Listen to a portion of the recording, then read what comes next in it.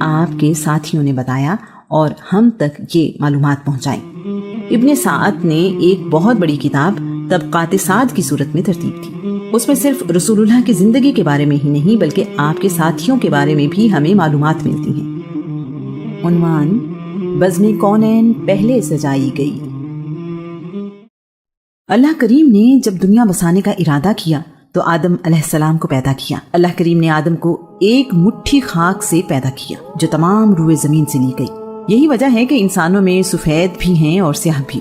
اللہ کریم نے آدم کو اپنے ہاتھوں سے بنایا، آدم کو علم الاسماء عطا کیا، فرشتوں کے سامنے آدم کو پیش کیا اور کہا میں زمین میں اپنا خلیفہ مقرر کرنے والا ہوں۔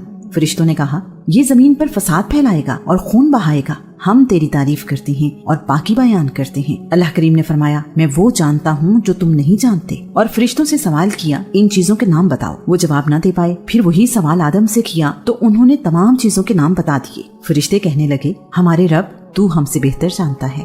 فرشتوں کو حکم دیا گیا کہ وہ آدم کو سجدہ کریں۔ سب فرشتوں نے آدم کو سجدہ کیا سوائے ابلیس کے۔ ابلیس نے سجدہ کرنے سے انکار کر دیا اور تکبر کیا۔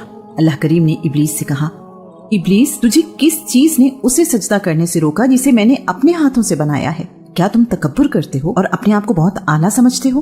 ابلیس نے موازنہ کرتے ہوئے کہا میں اس آدم سے بہتر ہوں، میں آگ سے بنا ہوا ہوں اور یہ آدم مٹی سے۔ اللہ کریم نے حکم دیا تم یہاں سے نکل جاؤ، بے شک تم مردود ہو، قیامت کے دن تک میری طرف سے تم پر ملامت ہو۔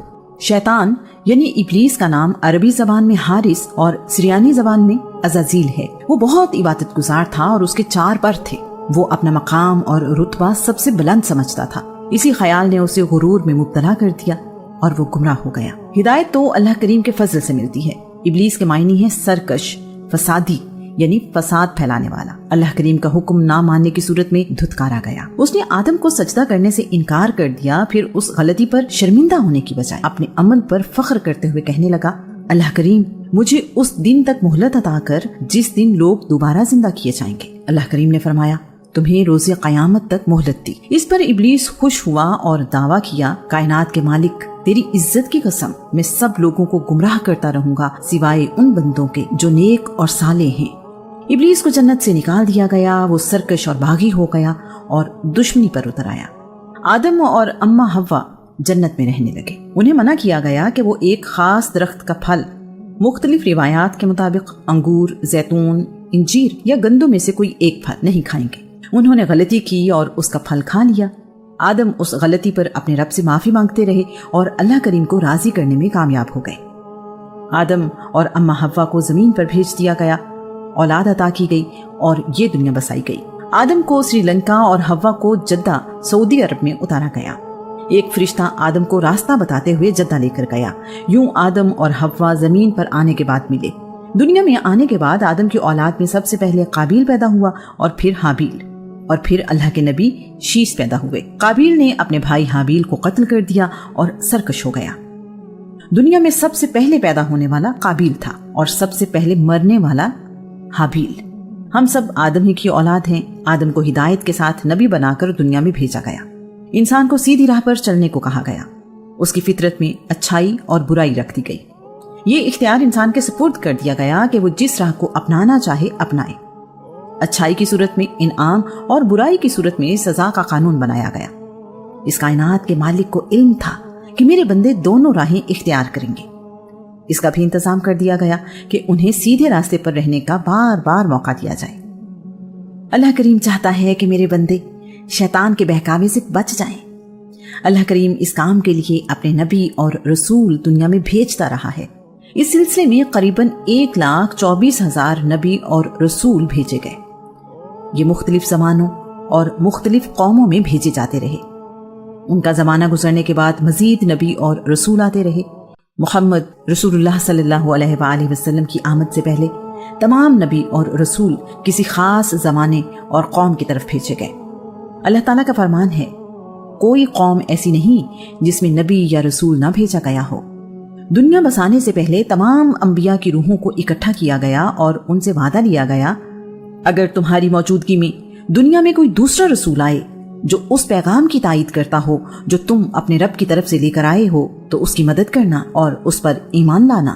اس آیت کو آیت میثاق کہتے ہیں۔ رسول اللہ کے دنیا میں آنے سے پہلے تک ہر نبی اور رسول اپنی قوم سے بھی یہ وعدہ لیتا رہا۔ یہی ذمہ داری ان نبیوں اور رسولوں پر ایمان لانے والوں کی تھی۔ آخری رسول محمد بن عبداللہ صلی اللہ علیہ وآلہ وسلم کے آنے کے بعد دین بھی مکمل ہو گیا اور نبیوں رسولوں کی آمد کا سلسلہ بھی۔ تمام رسولوں نے اللہ کریم کا پیغام انسانوں تک پہنچایا، انہیں نیکی کی نصیحت کی اور برائی سے بچنے کا حکم دیا۔ اس کام کی خاطر نبیوں نے بڑی سختیاں برداشت کی، یہاں تک کہ ان میں سے بعض کو قتل بھی کر دیا گیا۔ اللہ کریم نے اپنے آخری الہامی پیغام قرآن مجید کو تبدیلی سے بچانے کا بندوبست یوں کیا کہ اس کی حفاظت کی ذمہ داری خود لے لی۔ ساتھ ہی ساتھ رسول اللہ کی زندگی کے تمام پہلوؤں، اعمال، باتوں، احکام، عادتوں، معاملوں اور طریقوں کو بھی محفوظ رکھنے کا انتظام کیا۔ اللہ کے نبی آدم کی اولاد بڑھتی چلی گئی اور زمین کے مختلف حصوں پر آباد ہوتی رہی، اپنے لیے مختلف پیشے بھی ڈھونڈتی رہی۔ انسان کو ایک خدا کی عبادت کا حکم دیا گیا تھا۔ لوگ وقت گزرنے کے ساتھ ساتھ اپنے دین کو بھولتے رہے اور اس میں اپنی مرضی اور خواہش کے عقیدے شامل کرتے رہے۔ اللہ کریم اپنی حکمت سے بندوں کی رہنمائی کے لیے پیغمبر یعنی نبی اور رسول بھیجتا رہا۔ الہامی کتابیں اور صحیفے بھی اپنے پیغمبروں پر نازل کرتا رہا۔ اللہ کے نبی لوگوں کی ہدایت اور رہنمائی کرتے رہے۔ آدم علیہ السلام، شیس علیہ السلام، ادریس علیہ السلام، نوح علیہ السلام، لوط علیہ السلام، داؤد علیہ السلام، سلیمان علیہ السلام، ذوالقرنین علیہ السلام، ہود علیہ السلام، خضر علیہ السلام، صالح علیہ السلام، ابراہیم علیہ السلام، اسماعیل علیہ السلام، اسحاق علیہ السلام، الیاس علیہ السلام، یسع علیہ السلام، ایوب علیہ السلام، ذوالکفل علیہ السلام، یعقوب علیہ السلام، یوسف علیہ السلام، یونس علیہ السلام، زکریا علیہ السلام، یحییٰ علیہ السلام، شعیب علیہ السلام، موسیٰ علیہ السلام، ہارون علیہ السلام، عیسیٰ علیہ السلام اور محمد رسول اللہ صلی اللہ علیہ وآلہ وسلم کے نام انہی نبیوں اور رسولوں میں سے ہیں۔ قرآن مجید ان نبیوں کا ذکر کرتا ہے۔ رسول اللہ کا نام محمد قرآن مجید میں 4 مرتبہ پکارا گیا ہے۔ قرآن مجید میں سب سے زیادہ ذکر اللہ کے نبی موسیٰ کا ملتا ہے۔ جب ایک نبی کی نبوت کا زمانہ ختم ہوتا تو اور نبی دنیا میں بھیج دیا جاتا۔ اللہ کریم کے بھیجے ہوئے نبیوں میں جناب نوح کو نمایاں مقام حاصل ہے۔ نوح کا پورا نام نوح بن لمق ہے۔ ان میں وفاداری اور رواداری بہت زیادہ تھی۔ انہوں نے مشکل سے مشکل حالات میں بھی صبر اور شکر کا دامن ہاتھ سے نہیں چھوڑا، اس لیے قرآن مجید میں انہیں عبد الشکور یعنی اللہ کریم کا شکر گزار بندہ کہا گیا۔ ان کی قوم بتوں کی عبادت کرتی تھی جن میں یغوث، یعوق، نصر، ود اور سوا بڑے بت تھے۔ نوح علیہ السلام نے اپنی قوم کو ایک خدا کی عبادت کرنے اور گمراہی چھوڑنے کو کہا تو اس کی قوم نے جس رویے کا مظاہرہ کیا، قرآن پاک اس کے بارے میں یوں کہتا ہے۔ اس کی سرکش قوم کے ایک گروہ نے کہا، یہ نوح تمہارے ہی جیسا ایک عام انسان ہے جو تم پر برتری چاہتا ہے، یہ رسول نہیں۔ اگر اللہ رسول بھیجنا چاہتا تو فرشتوں کو انسانوں کی حیثیت سے نازل کرتا۔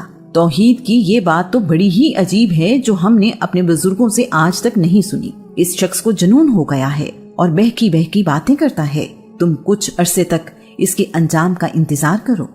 اللہ کے نبی نوح نے 480 سال کی عمر میں نبوت کا اعلان کیا۔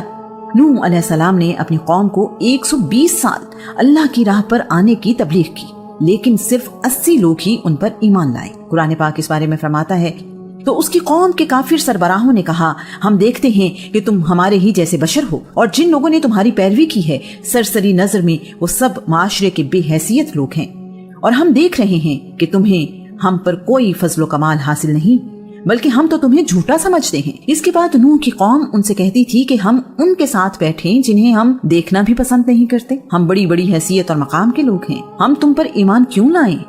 پھر کہنے لگے، اے نوح تم نے ہم سے جھگڑا کیا، بلکہ بہت ہی زیادہ جھگڑا کیا ہے، تو جس عذاب سے تم ہمیں ڈرا رہے ہو لے آؤ وہ عذاب اگر تم سچے ہو۔ نوح اپنی قوم کو سمجھاتے رہے، لیکن قوم نوح نے ان کی ایک بات نہ سنی۔ انہیں اللہ کریم کی طرف بلایا جاتا تو وہ کانوں میں انگلیاں ٹھونس لیتے تھے، جب ان میں سے کوئی مرنے لگتا تو وہ اپنی اولاد کو وصیت کرتا کہ نوح پر ایمان نہ لانا۔